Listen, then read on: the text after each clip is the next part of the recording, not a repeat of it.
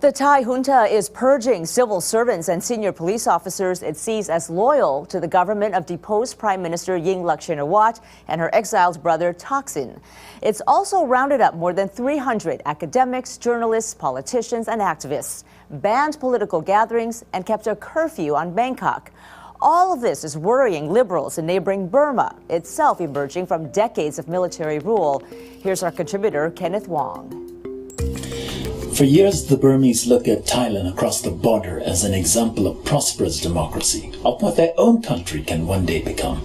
But today, as Burma takes faltering steps toward democracy, Thailand seems to be taking a few steps backward. Jonathan Head, president of the Foreign Correspondent Club in Thailand, speaks about the new restriction that broadcasters and reporters now face. They're being controlled in terms of content, and they are having to go along with that. This is a very, very tight form of control that we've not seen in Thailand for a very long time.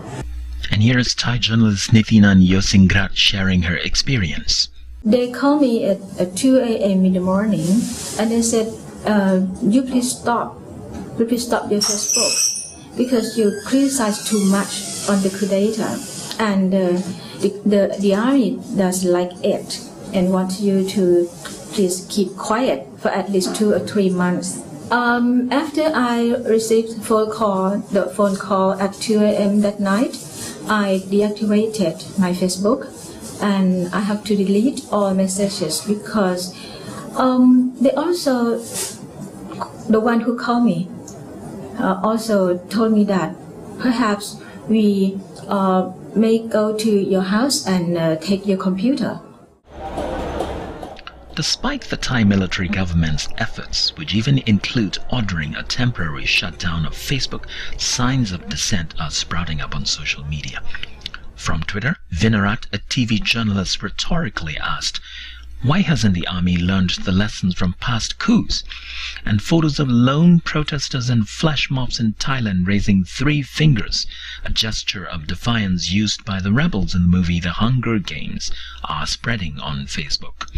The coup does have its own vocal supporters online. This one shared a snarky string of text. "Why do you protest the coup? Why don't you just come out and say, I want Thaksin to return, I want Yingluck to return, I want the red shirts to return? That's more precisely your point." At last count, the post has been shared 163 times.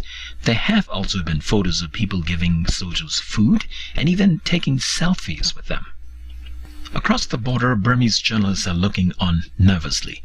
Burma's current reformist government initially earned praise for lifting press restrictions, but lately there are signs of backsliding. In February this year, reporters from the Unity Journal were detained by Burma Police Intelligence Unit.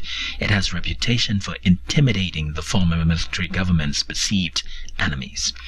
This May, a reporter from Democratic Voice of Burma was deported, allegedly for participating in a protest rally.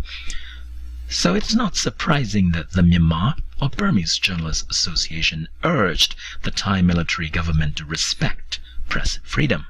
From his Facebook, Myomin Tai from that association spoke out against what he saw as the Thai military trampling on press freedom. And it's not just the ordinary people and the reporters who are watching the situation across the border in Thailand. You can bet that the Burmese army is watching it closely too. For the hardliners who are growing discontent with the loss of privilege from Burma's transition to democracy, the events unfolding in Thailand offers new hope for a return to the past. Jeannie Marie Hallisey, a regular contributor to LinkAsia, conducted the interviews in Thailand. For LinkAsia, I'm Kenneth Wong.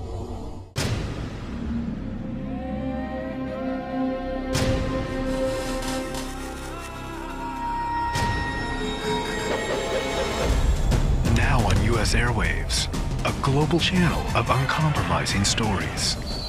World news, documentaries, entertainment, and culture.